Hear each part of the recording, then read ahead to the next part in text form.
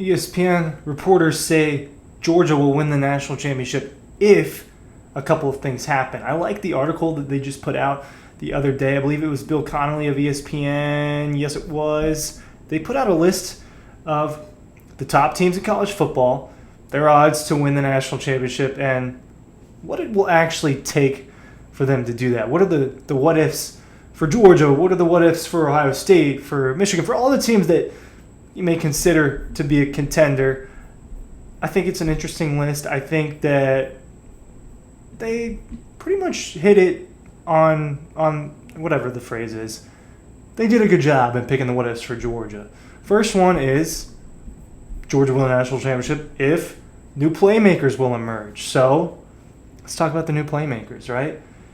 Brock Bowers and Ladd McConkey were the two best playmakers for Georgia the last couple of years, at least especially Brock, on a consistent basis.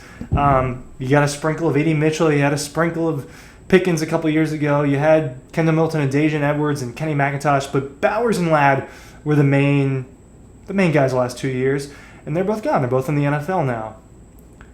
And so are Kendall Milton and Dejan Edwards, right? And Marcus Rosemy-Jackson and Kearis Jackson, guys that were staples of the back-to-back run for Georgia. Gone. Carson Beck returns.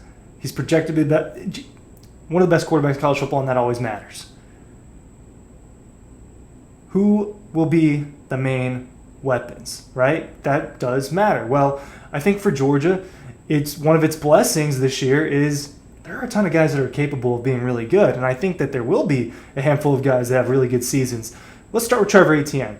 I think it's an upgrade at running back. I really do. And if what people are saying are true, if what Malachi Starks is saying is true, Kirby, right, that this guy's kind of like DeAndre Swift, that he's a special running back. If they have a guy like that, combined with the quarterback and the receivers they have now and the offensive line they have now, those things are just a little bit better than they were a few years back when Georgia had guys like DeAndre Swift in its backfield and Nick Chubb and Sony Michel and so on and so forth. Georgia's just a better team overall, especially on the offensive side of the ball. It's just not close. The line is better. Carson Beck is better than Jake Fromm, right? Carson Beck is better than Hudson Mason. You know what I mean? I think the receivers as a collective group are really good. So, playmakers, and I think it starts with Trevor Etienne. Is this guy going to be a very good lead back for Georgia? And I think if you have a guy that you really have to respect in the backfield, and not to say that Dejan Edwards, Kenny McIntosh, Kendall Milton in the last couple of years weren't good, but Etienne seems like he can be more effective than they were, and Georgia hasn't had a 1,000-yard rusher since DeAndre Swift in 2019.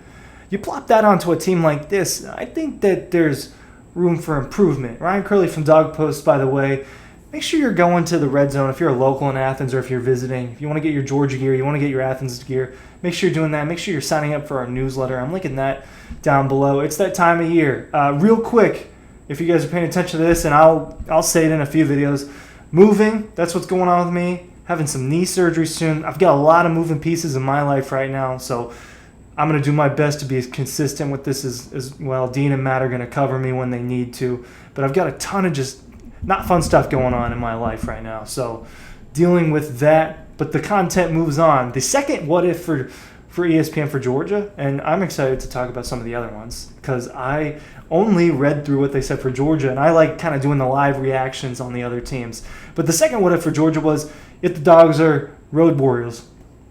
The road schedule's tough. They got to play Clemson. They got to play Kentucky. Neutral sites and road games.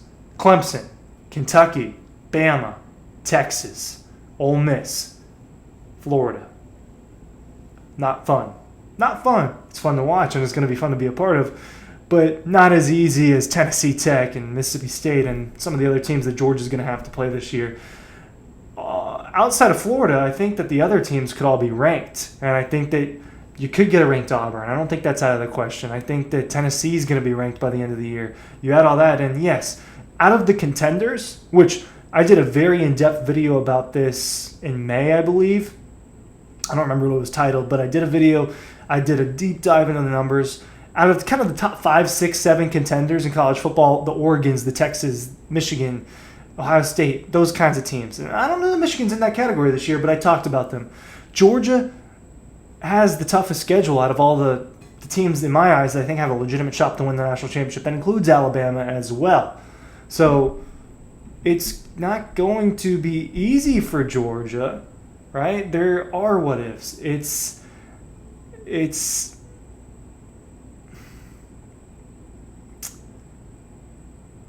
not going to be easy, right? I just said that. It's 2023 was an easier chance to win the national championship.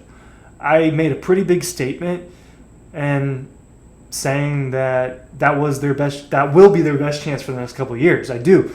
Things are different. Not only is Georgia probably going to have to play at least one more really good team on a yearly basis. In this case, it's 2 or 3 more than maybe normal, depending on their schedule. But the playoff's going to be longer. In addition to the SEC championship, you're going to have to play a couple more games to get to the national championship. There's going to be a little bit more pressure to do that. It's not going to be as easy. So I think all that combined, you look at this Georgia team. No, it's not going to be easier this year. I do think that there's an argument that, and it's apples to oranges.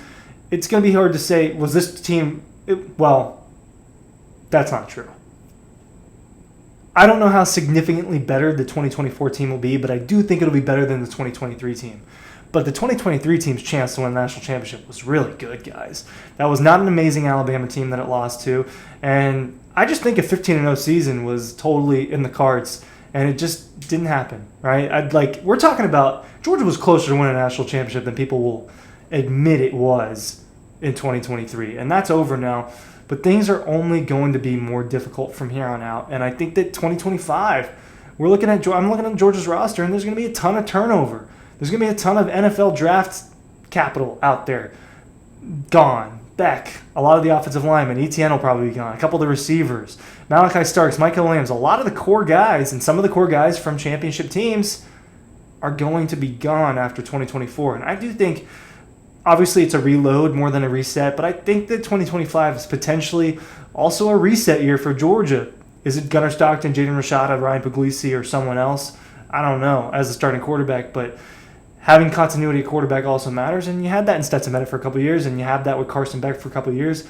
There's going to be a lot of things that are starting fresh in 2025, so yes, 2023 is a great chance. I think that 2024 is a very good one as well. And remember, Georgia could end up playing in Mercedes-Benz Stadium 3 times in 2024. There's just a lot of moving pieces. So let's move on. Ohio State. Their what if? Their first if, and it's the most obvious one I'll probably read today. If Will Howard is an actual upgrade. I love that he said actually an upgrade. Yes, Will Howard. If he's better than Kyle McCord, then yeah, Ohio State has got a legitimate chance. That team is stacked. It's just as stacked as Georgia's, right? If you're a Georgia fan that just I'm not saying Ohio State's better than Georgia. I don't think that we can know that until they start playing games, but they're just as stacked as Georgia. Georgia's quarterback's better, and that's kind of what I lean towards in this because of how even I think the teams are. But if Will Howard is really good, and he's definitely better than Kyle McCord, if he could be somewhere between Kyle McCord and C.J. Stroud, even if it's somewhere in the middle, yeah, they're going to have a really good chance. Now, he hasn't shown that. 61% completion percentage, few picks, 23rd in total QBR last year. So it wasn't spectacular, but it's got to be better. It's got to be better, and it should be better, right? When you got the team that you have around you at Ohio State compared to Kansas State. The second what if for Ohio State, if blue chip receivers play like blue chippers, they will. All right, those skill position guys for Ohio State are legit, running back and receiver. Oregon, let's do a few more. Oregon, if Dylan Gabriel fits like a glove, I like that one. And if remodeled defensive line holds up, yeah, Jordan Birch, Tyseem Johnson, they're going to be a little bit better, I think, at that spot. If it's good, then yeah. My concerns about Oregon are on the defensive side. They've got some defensive turnover. They did a good job of replenishing the offensive skill positions. Texas, let's do 2 more. Texas, if Quinn Ewers builds a rapport with lots of new receivers, yes. Okay, this is great. I'm going to start reading Bill Connolly a little bit more because he's nailing these what ifs. He's nailing them. And then the second one is if the new beef is as good as the old beef up front. Yeah, they had a really good defensive line last year. I don't think it's going to be as good this year. I think that Texas is going to be slightly worse than last year, guys. They're still a contender, but I think that we're talking about maybe a slightly worse Texas team. And if the Horns can cover, defense didn't blitz a lot last season, let's move on. Alabama. If the new skill corps makes plays, yeah. If there's a pass rush, yeah. I think more so a what if that they left off for Alabama is if Alabama's team gels with Kalen DeBoer's vision. If it does, they'll be contenders. They'll be contenders the way that they always have been. Thanks for watching.